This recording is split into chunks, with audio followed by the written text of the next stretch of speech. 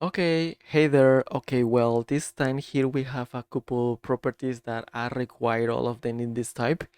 And here we have a new object from the item type with price, currency, description, and name. Let's say that we want on this new item though, we wanted that price and currency is not included. Instead of creating a new item from scratch, we can use omit from Typescript.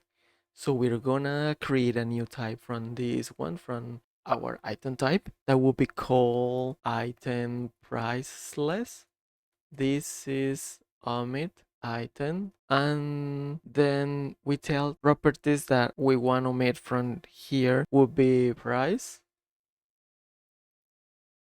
and then we're gonna use this new type in this new object here. This will give us an error that tell us price doesn't exist. If we remove these properties from here, the error will go away. We can make more properties remain exclude with the pipe operator. For example, we put currency here, and the currency property has gone here as well.